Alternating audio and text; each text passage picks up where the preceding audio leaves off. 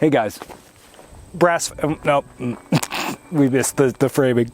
I review a lot of stuff, too much stuff, but a core theme in a lot of my reviews is something to the effect of not just, is this product good enough? Because honestly, nowadays, everything is pretty damn good. And we're mostly just nitpicking, hand-wringing, and bitching about that last 20% of the performance when the product is already 80% of the way there. Instead, the question more often is, how far is my money going?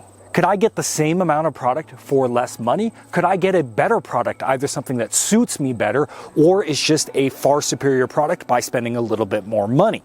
Or perhaps most importantly, is there even anything to be gained for spending more money? Very often you might just be maxed out in the category in terms of diminishing returns. And that money might be better spent elsewhere where returns are not as heavily affected, like training, or I don't know, maxing out your 401k. So it's not really a question of, is the product good enough? The answer so very often is probably yes, but more so the question is, how competitive is that product and how far is my money taking me? Let's start with weapon-mounted lights, or WMLs. Not too long ago, to get a good high-performing light, you'd have to spend about $300 on the head and body, and you don't even get a mount, switch, or anything with it. Nowadays, $120, get a Streamlight HLX2, and, well, you got the Candela on par or even exceeding many of the premium lights. It comes with a mount, a functional but somewhat lackluster tape switch, and acceptable levels of durability. But that's not to say the higher-end lights are a ripoff. For maybe $50, $80 more, they solve a lot of the issues that the HLX has, namely it's kind of massive, and you also get access to the Surefire accessory ecosystem, which is kind of nice, I'll admit. This includes the new Havoc mod light, the Arc from Inforce, and so many more. In fact, these really crowd out the old standbys like the Surefire 640 dual fuels, the mod light OKWs, the Arasakas even, which cost about $50 to $100 more with no appreciable gain with this new crop of middle-level budget lights. At the top end, we still have Surefire at a whopping $300. Don't ever buy these for $350. They're on sale constantly for less than MAP. Just wait like 1 to 2 weeks on Primary Arms. This cost is mitigated a little bit because we have a nice swivel mount that's kind of polarizing. Some people hate it, some people love it. I personally really like it. You also get a notable uptick in performance, especially on the single cell variant, which is actually quite impressive. So what does your money get you with flashlights? Well, mostly quality of life, but in a satisfying linear uptick that allows you to kind of choose how much more you want to spend and where you want to draw the line versus price and, that quality of life. Hi. Fine. This video was sponsored by Venture Surplus. You'll notice in a lot of these videos, I tend to wear this thing right here. Waffle top. What's up? It's another ad section for Venture Surplus. But no, seriously, I think some of you probably think I'm being paid to wear this waffle top. And no, not really. I got it on their website back when we did do ads for waffle toppers. And then I found that it was kind of just the ultimate sweater in a lot of ways, right? It's not going to be enough in the winter. You kind of need to layer up with other, warm weather clothing. But it acts as a really good base underlayer in that time frame. Also, the colder months before it gets really cold, or when I have my AC using more energy than a small African nation. And the waffle topper actually works really well for that. But it's also kind of stylish and very comfortable to wear, as it's a much thinner sort of clothing device. Jesus Christ, I think I might be having a stroke. It's a much nicer sweater than a lot of the thicker, bulkier sweaters, and it's so cheap being a surplus item, you can kind of just treat it like shit and shove one everywhere, put one in your car, put one in a backpack, whatever, and just kind of grab it when you need it.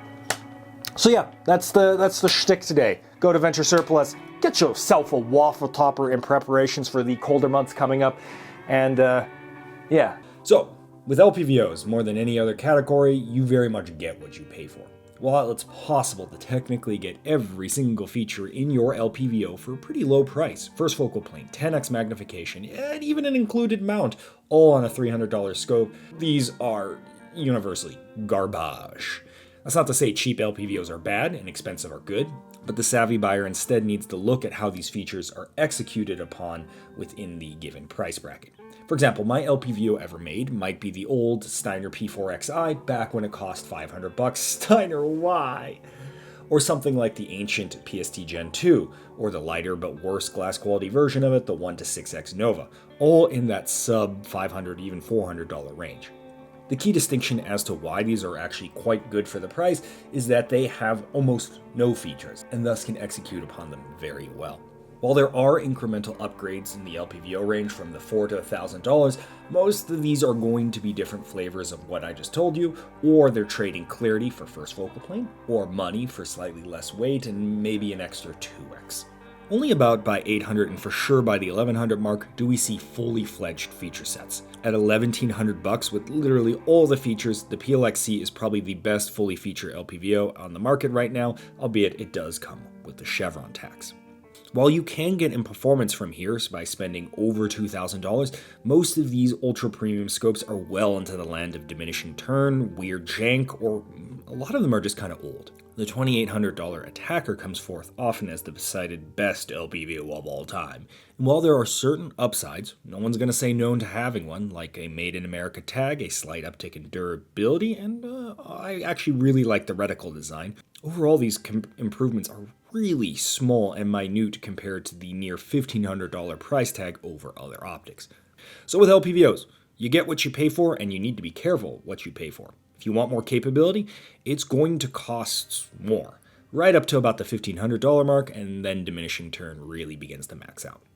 Most LPVOs are made by the same 5 manufacturers, so there's a lot of overpriced, poorly implemented designs out there that cost 2 times more than they should. More than any other category, you need to get hands-on experience to know with an LPVO, even if the on-paper stats might seem somewhat decent. And that's where channels like CDAs come in. Yup, you've had enough. It's time to drink some motherfucking paint thinner. Jesus.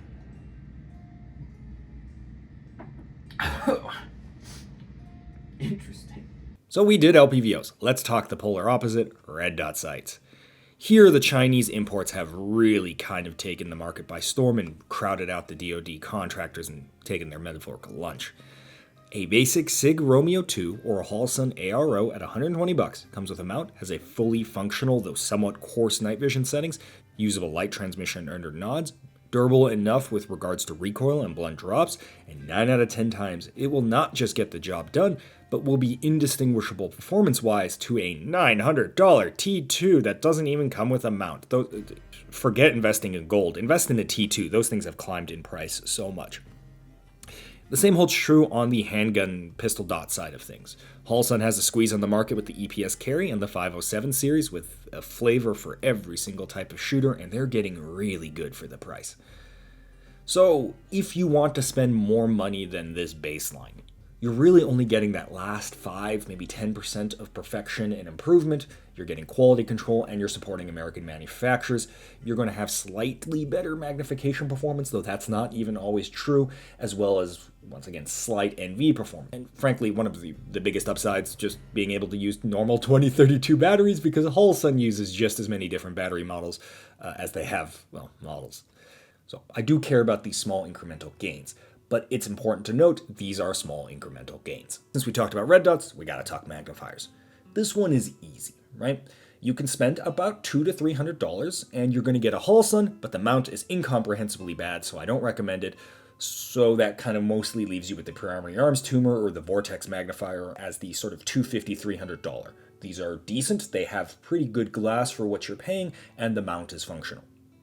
If you want to spend more, you're going to spend about double for the mainline magnifiers. So that's your EOTech G series, your SIG Juliet series, or your Aimpoint 3XC.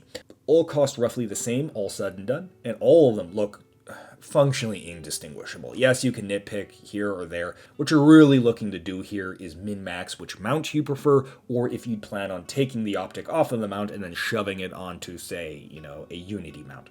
And that will mostly drive your decision on which one to buy. So don't get bent out of shape about which model. They're all decent. I personally like the EOTechs because I like externally being able to adjust the so-called zero of the magnifier. But really, that's about it. Don't sweat it. I am a self-professed night vision nerd. And for a very long time, night vision was a very complex game of give and take, where no one product really reigned supreme over the rest. Some had performance, some had value, most had some weird artificial level of jank imposed by the FDA. So it was a really complicated process. Nowadays, what does your money get you in the laser aiming market? Well, gets you an iris. No, really.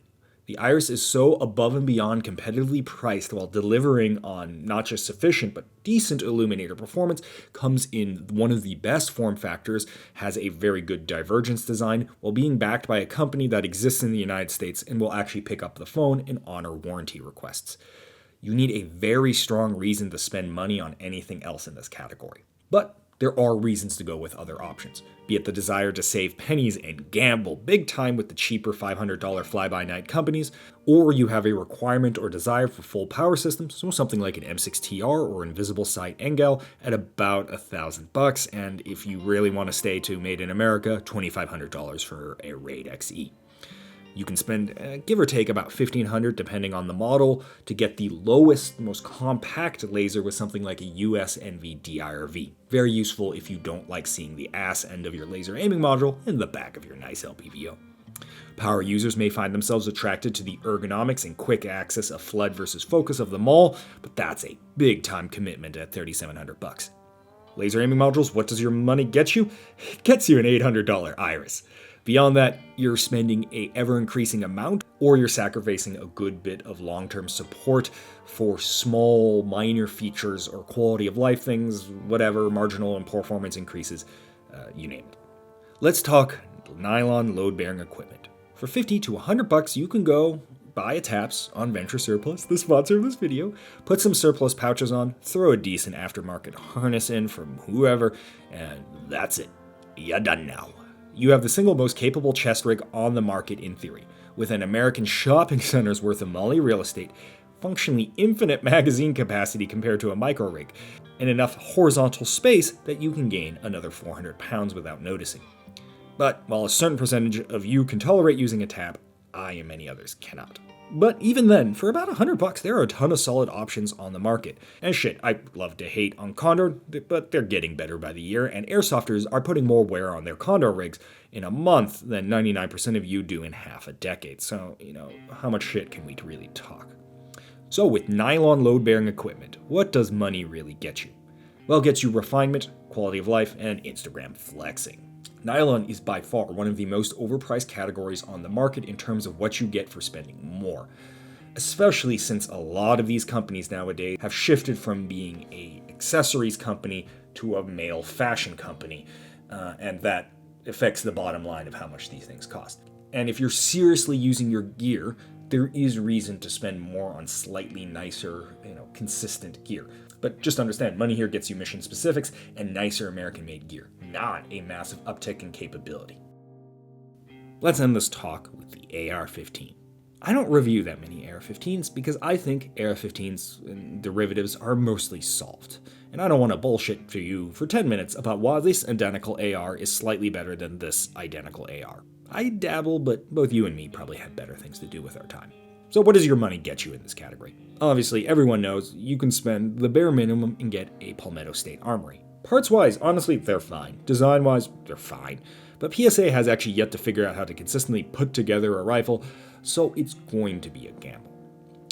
Bumping up to about $1,000, you get your mid-ranges, your Smith & Wessons, your FNs, and more. Decent guts, usually lackluster furniture, triggers, whatever, but unlike the PSA, your rate of lemons is significantly less, and it's something you usually can buy and feel confident that with a minor testing period that you're going to get something that are going to last easily 10,000 rounds. From here, you can buy or build something in the range of the sub $2,000 mark.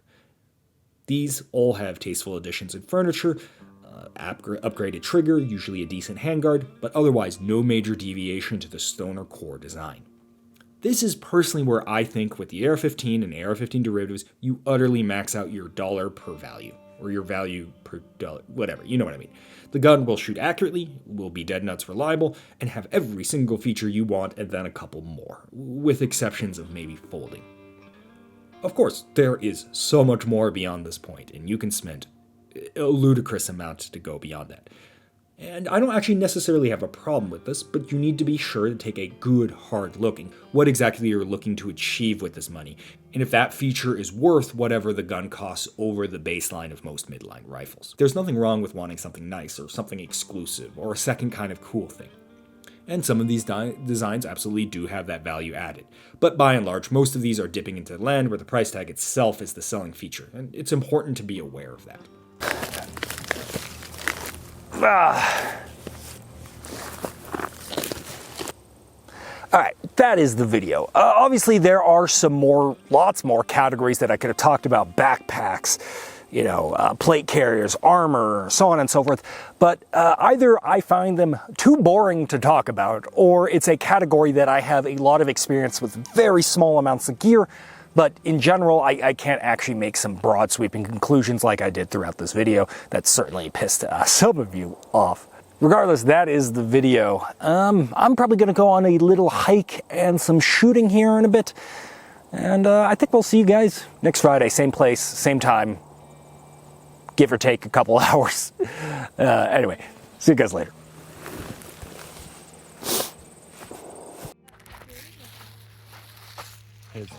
Another trip coming to an end. Hopefully she's not still sort of pooping a little bit. Good girl.